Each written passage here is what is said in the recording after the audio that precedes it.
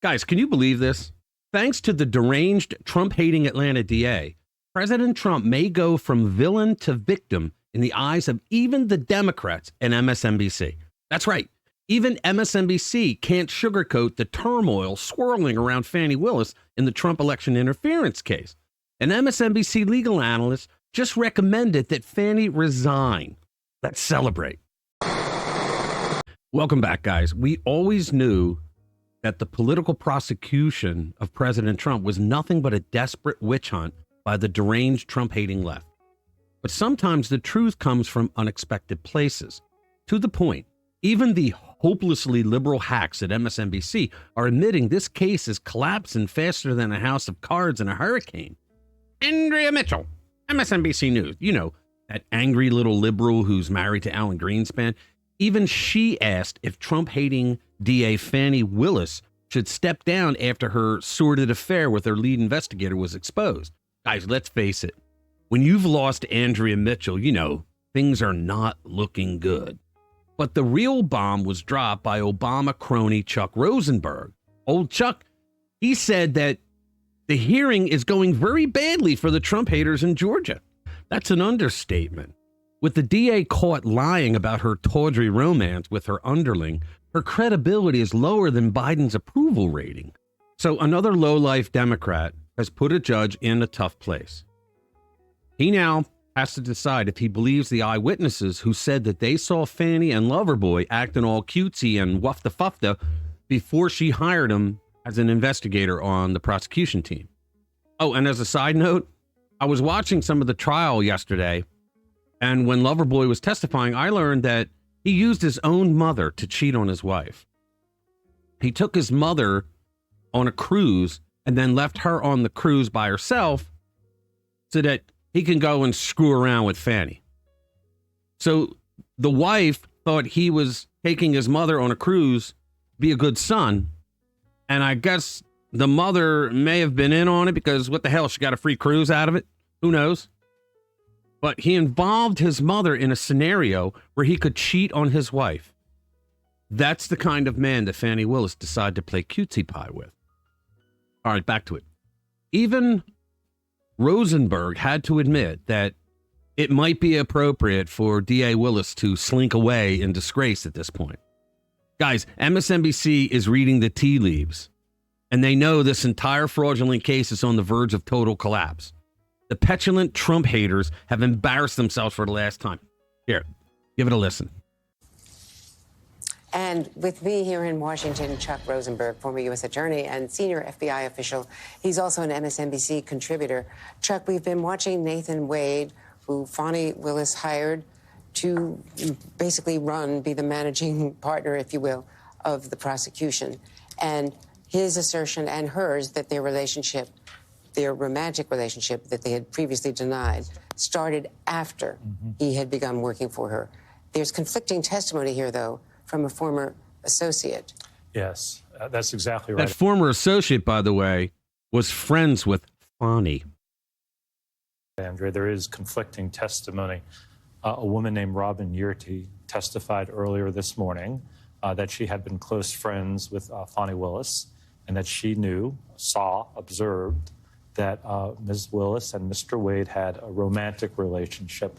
And she described seeing, sort of the things that you might see when two people are dating. So she's not a white woman being racist.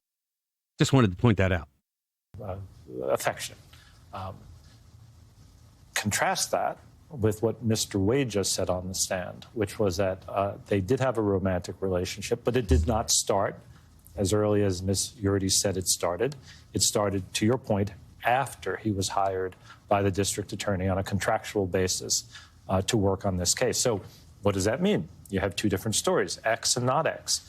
And now the finder of fact, the judge in this case, is going to have to make a determination based on testimony, on credibility, on his assessment of the witnesses. I think they have no credibility. And perhaps on other witnesses yet to come. Now, if the judge does decide that they're in this conflict, that Nathan Wade and potentially Fani Willis in her assertions, she may well take the stand as well, but in her assertions, the affidavit to the court, that if they misrepresented, basically lied, Where do you hear this?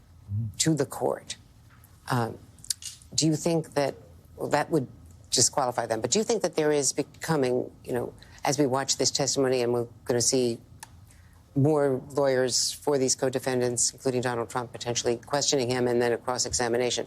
But if it's determined that they have apparently misled, even before the judge rules in this case, do you think we should reach a point where, for the interest of protecting the trial, the entire Fulton County trial, that they should voluntarily... So in other words, Andrea Mitchell, MSNBC News, she doesn't give a damn that there's a rogue prosecutor who is a liar, who's a cheat, who's a homewrecker, okay? She doesn't give a damn about any of that. She just wants to know, will this cause the trial to go away?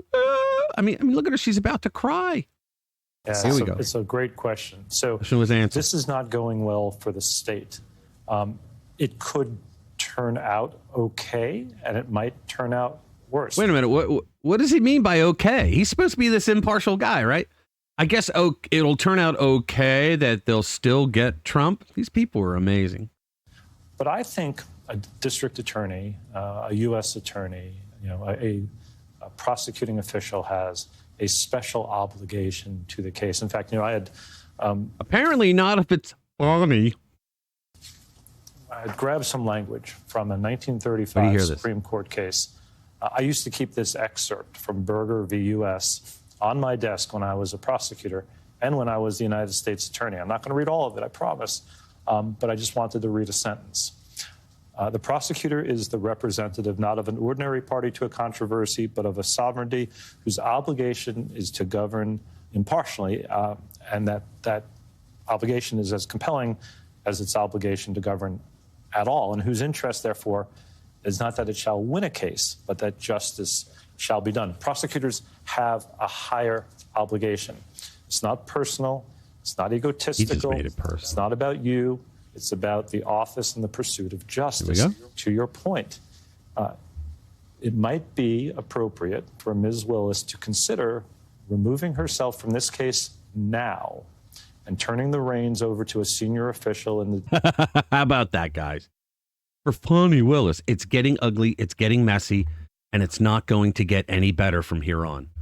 The truth is coming out, and the deranged Democrats are finally being exposed for the vindictive frauds that they are. Let's celebrate as the walls close in on these crooked Trump haters. Their heads are spinning, even at MSNBC. They see that a witch hunt is circling the drain. You gotta love it. All right, guys, smash that like button if you think the pursuit of justice should not be a reality TV show. And subscribe to our channel if you haven't already. Please share our videos with like-minded friends who want to stay informed with what's really going on. Thanks for watching this video. I'll see you in the next one. 1, 2, 3, your attention's all I need. 4, 5, 6, don't let it slip. I don't have any favorite, just give me any kind. Even if it hurts a bit, I think I will be fine.